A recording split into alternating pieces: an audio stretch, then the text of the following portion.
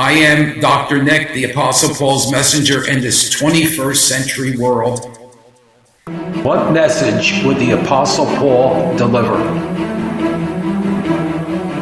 to a 21st century American audience if he were alive today? The author has written an open letter about creation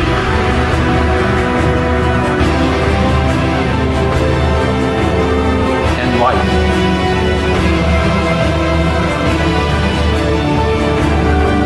By trusting God in the miracle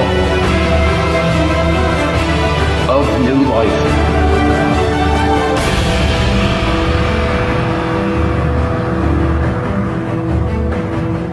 Greetings. Once again, Dr. Nick, the Apostle Paul's messenger here in the 21st century. And I have a lot to talk to you about today. First of all, I'm dressed a little differently, if you notice. I have my hat on. Excuse my hair. Grand Strand Citizens for Life. Now, this is the local organization, the pro-life organization in the area where I live right now. And it's made up of 8 board members. We're all responsible for the direction of Grand Strand Citizens for Life in this area. I happen to be the president, and sometimes I make myself more visible than the rest of the other board members. I don't intend to do that, but I do want to convey a message. And the message today is that we are an active pro-life group in the 2 counties in South Carolina along the coast, Horry and Georgetown. We're here to teach. We're here to give you all the information you need to learn about the sanctity and dignity of the human person. Now, today I have guests at our house, my 2 grandchildren. So I cannot guarantee they're not going to walk in on me and start talking and asking all kinds of questions. But let's be happy that they're alive. Let's happy that they're in our midst, that we're playing with them and having a good time with them. And we're going to go to the beach after I'm done here. But I also want you to see my shirt. It says, the world's greatest papa. Yep. Got 4 children, adult children, all married, and 4 grandchildren. One is 2 years old, and the other, I think the oldest, is about 10. All right. So 2 of those are here today, and they might just walk in on me at any time. I just want you to know about my outfit today and what that's all about. We're going to talk a little bit more later about Grand Strand Citizens for Life and how you can get involved, and about other types of pro-life groups, not only in the 2 counties that I talked about here, but throughout the country. There are people that watch this podcast. As far as I know, a friend of mine lives in Ohio. So he said, you know what? You're moving all around the country. Possibly you can send this to people in other countries. Let Americans throughout the world hear about the sanctity and dignity of the human person. And we're not afraid here in the Grand Strand to talk about it. Okay, now today is June 25th, 2025. 3 years ago yesterday, June the 24th, 2022, the U.S. Supreme Court made a decision that it was not a constitutional right, a federal constitutional right to have an abortion, the right to privacy in that area of our human sexuality. It's not a constitutional right. They did not do away with abortion completely. What they did away with was it on the federal level. That was not a federal constitutional guarantee. The only guarantee I have to tell you is the first, and that is the right to, the first word, the right to life. And that's what we're going to talk about. And that's what we're about, the right to life. So 3 years ago, it ended that federal political, legal craziness. It really has ripped apart our culture. And it's now our duty, the duty of Grand Strand Citizens for Life, the grand duty of the pro-life groups in your area, in your state, in your world, that we talk about that sanctity and dignity of the human person. It's going to take a while. One of the biggest challenges now is not only on the state level. There's a lot of states that, just have different views of all of this. We need to get the word out, and we need to get more of a universal understanding of how this abortion, this ending of human life, is really a cultural problem that we really need to do away with, because it's not only destroying the life of the child in the womb, it's destroying the psychological and physical life of the mother and the father. It also affects the way we think about life, right to the point to the end of life. This whole thing about physician-assisted suicide, all that stuff is part of our culture now. And even child abuse, even all the things that are happening in the family, that happen in society about rape and incest, all that stuff, murder, all the things that are the result of our disrespect for human life. And we're going to try to restore that. And I'm working hard at it right to the time I die, which I think is going to be around 110 years old, maybe a little longer. So you're going to have to listen to me for a while. Now, let me just say something. We are in a struggle. One of the things that we're facing right now immediately is the defunding of Planned Parenthood. I can tell you this, if they don't get federal funds, it's going to hurt them big time. Big time. They're going to still get money from, all their friends, but they're going to lose a lot of money. And it's right that they lose money, because people like me should not be taking my money and using it to kill kids. It's not right. I know it's against my religion. So I want to read something, because I'm the Apostle Paul's messenger. I want to read that in this struggle, it's not only the defunding of Planned Parenthood, but the next 5 episodes that we're going to be doing here, is including today's, is going to be on the abortion pill.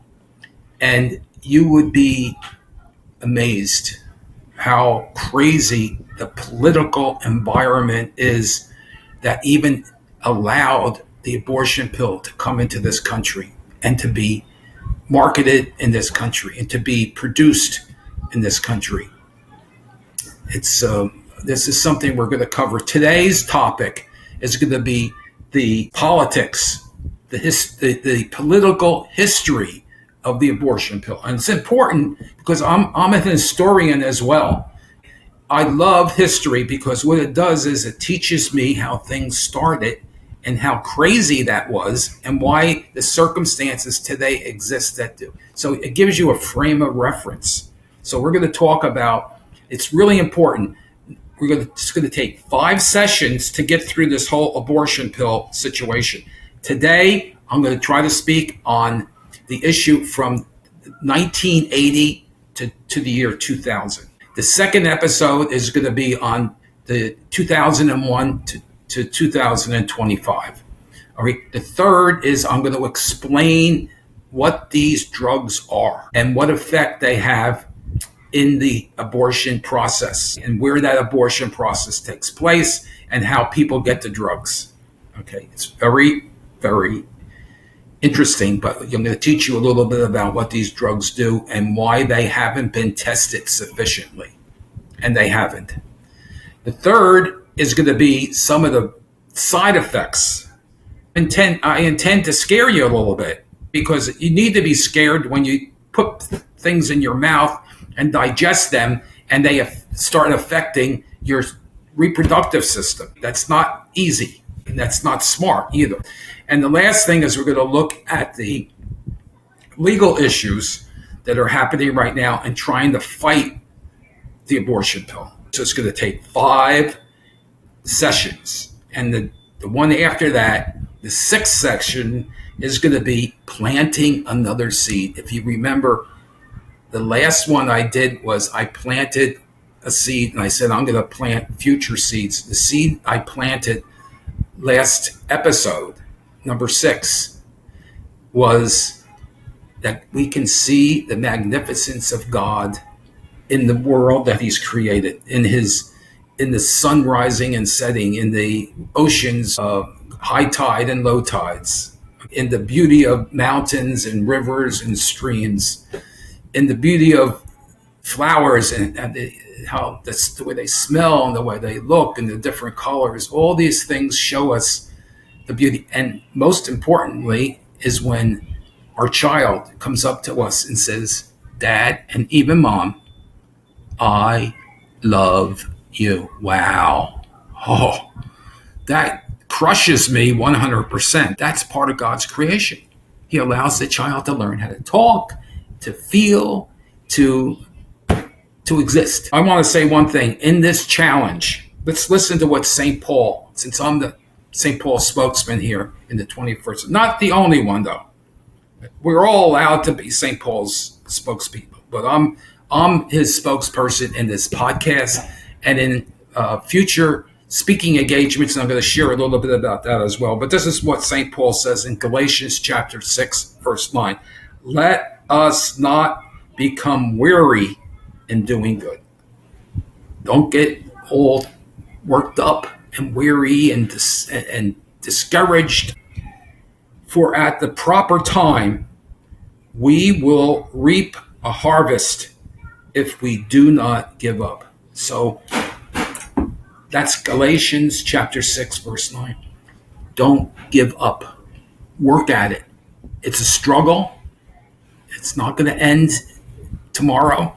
It's not going to end maybe in another 50 years. And the other thing is that there's the personhood of the individual at conception. There's an effort that is being developed in the Congress where you become a person at the point of your conception, which science has already told us that's when human life begins. Somebody tells you it's not, you're not a human being at conception. They don't know what they're talking about scientifically. Have a prior episode and just see what the science says about when human life, when the scientists say about it, not the scientists say about when human life begins. All right.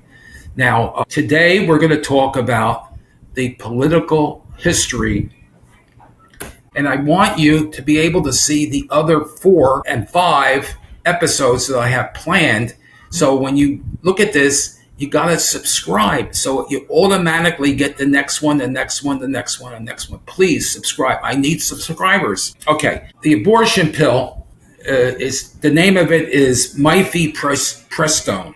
Okay. Mifepristone was developed in France in 1980 by an endocrinologist.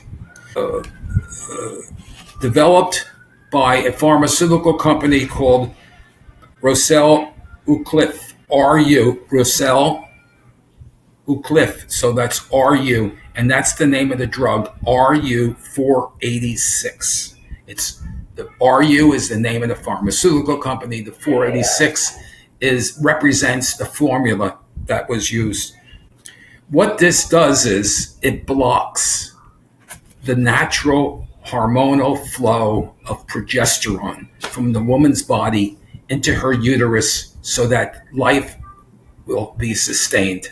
What it does is this drug, it not only prevents, it has receptors that actually grab a hold of the progesterone and destroy it. And the child that's been the product of conception and now is living in the womb can't survive that and it dies. That's what that drug is intended to do. It also thins out the uterine wall, which prevents the fertilized egg from embedding on the human wall. And it also softens the cervix of the woman so that at some point, when the next drug is administered, it's going to allow contractions to take place and the elimination of the child, not in a clinic, not even in the worst place in the world, Planned Parenthood, not even in their facility, in the woman's bedroom and bathroom.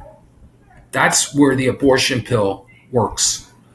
And it is very dangerous. It took a while for the abortion pill. They had to go through trials, different types of attempts to find out whether this drug or not was going to be effective. That began after 1980. 1982, there was some experimentation with the drug in Switzerland. These were not approved yet. These are just areas where testing was taking place. In China, they started to be interested in it because of the one-child policy. They just figured this would be very convenient for women to end up not having a second child, which was a mandate of the Chinese government. Unfortunately, it finally received approval in France in 1988. So it took 8 years for people to kind of talk about it and find out whether it was effective or not. 1991, Great Britain and Scandinavian countries approved of the use of the drug. So it started to spread throughout Europe. And what happened, now we're talking a little bit about the American politics. Okay. In 1989, George H.W. Bush was president of the United States, and he banned the importation of this drug to be used for personal reasons in the United States. Right? So no one can take, no pharmacy can develop it, and no pharmacy can distribute it through the medical community or the pharmaceutical community. It's not going to happen that way. Bush put a total ban on it. And why did he do that? Well, he did it because, he was running for president in 1988, and he had a voter base that he had to satisfy, and that's understandable. Even the Democrats do the same thing. But what it did, though, is that and this is what the moral majority of the people said at the time. All right, and the moral majority isn't the vast cultural majority of the United States. It's those individuals who are concerned about the moral development of our culture. But being suggested is that it cheapens the value of human life. The abortion pill cheapens the value. I mean, if you can allow your child, the child in your womb, the human being in your womb, you might not want to call it your child, but it still is a human being. That human being is going to lose its life with a person taking pills to end that life in their home. How far have we gotten now where we can go that far to eliminate human life? It's bad enough with surgical abortions, when you have to go in and you have to go into a clinic and you have to go through, even there's requirements that you have to see an ultrasound. Okay, you have to take the a pregnancy test. All those things you have to do. That's not the case with the abortion pill. It's done privately in your home. It's not done in some facility, which makes it even more unbelievable. Bush, the father, George H.W. Bush, made a political decision that it would not enter into our country. It also contributes to the general decline in moral standards. Not only does it cheapen the value of human life, but it's another layer of just immorality that just keeps on moving and growing and taking over everything. I want you to really think about this. What we're up to now is 1994, and President Clinton, he wanted to do the same thing. He wanted to satisfy his voter base, so he contacted the French pharmaceutical company that developed this RU486, and he asked them to send him the formula because he wanted to do some testing of it as well, so he can kind of justify the use of it at some point. All of the pharmaceutical companies that Clinton approached all told him that they would not get involved with this abortion pill because they knew that it had a strong moral dissatisfaction culturally, They also were concerned about the cost of it. It was costing $50 million to test this thing. They didn't want to spend the money and then have the country say that we're not in favor of this thing and they're going to lose $50 million. They didn't want to do that. And also there's liability issues. Taking a pill in your home, no doctor or nurse around, or no pharmacist around, that's what pharmaceutical company will want to put themselves on? So he got turned down. So he said, okay, now I got to work even harder to make this happen. And what he did was he contacted the French pharmaceutical company. This is all politics now. And asked them to donate the formula, not to a pharmaceutical company, because the pharmaceutical companies didn't want to deal with it. They donated all rights for the medical use to the Population Council. It's not a pharmaceutical company. The Population Council is an international nonprofit, not-for-profit organization that does and supports and I guess funds medical research. They do a lot of things in the third world. All of this is about population control. I just want you to know that even though no one says that, because it's not a popular thing, we want to control the population. No one wants to say that. It's not politically acceptable, all right? But it's what happened. So they got this international non-medical, non-pharmaceutical company. Well, I shouldn't say non-medical because they use medical research, but non-pharmaceutical company now has the rights against all liability now. They can do whatever they want. No one's going to sue them. Hey, this is going to work. So they call them clinical trials, by the way. I didn't use the right word before. So Clinton felt a little set back a little bit. In September of 2000, a couple months before Clinton was about to leave office, he put pressure on the FDA to approve of the drug. Now, at this point, let me just look at some of my notes here, because this is important.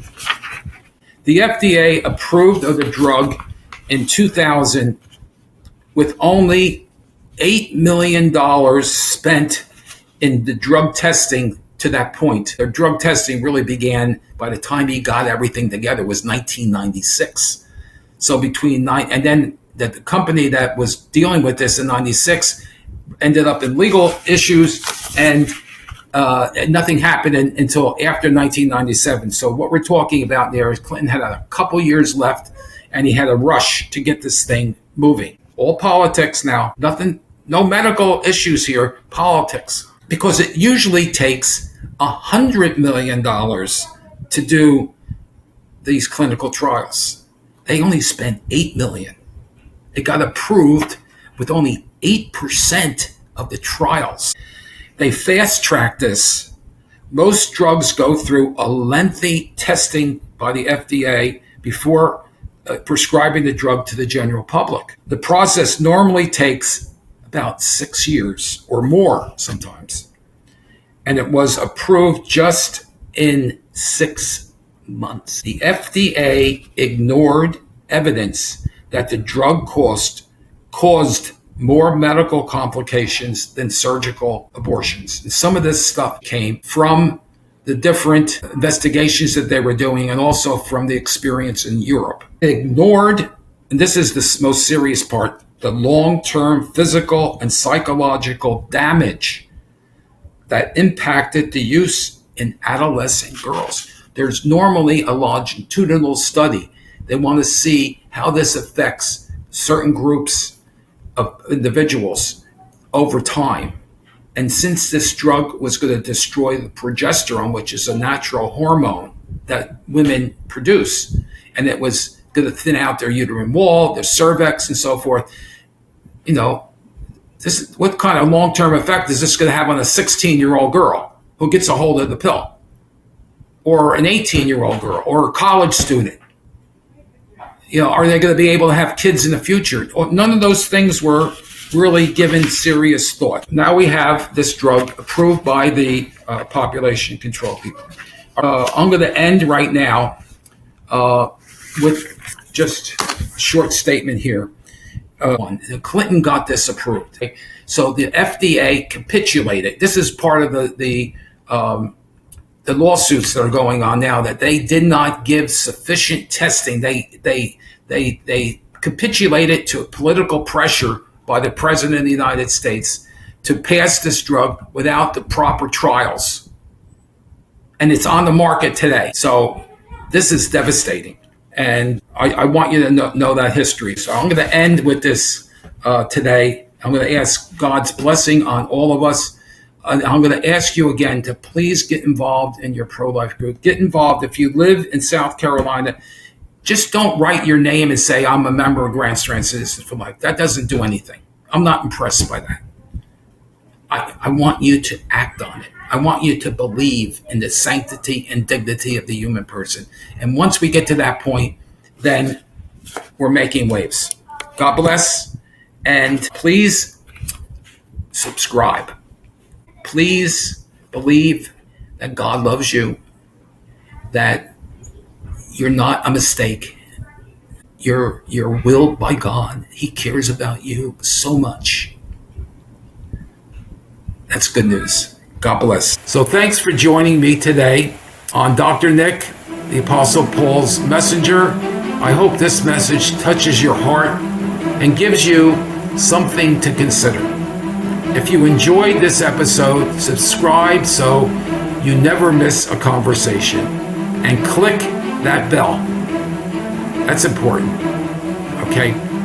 And if you found value in today's discussion, please share it with your friends who might need to hear it.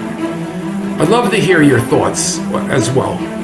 So connect with me by emailing me at drnick, that's Dr. Nick, drnick, Apostle Paul's Messenger @gmail.com. Send in your questions and let's keep this conversation moving. Until next time, stay strong in the faith, stand firm in the truth, and remember, you are never alone on this journey. God bless.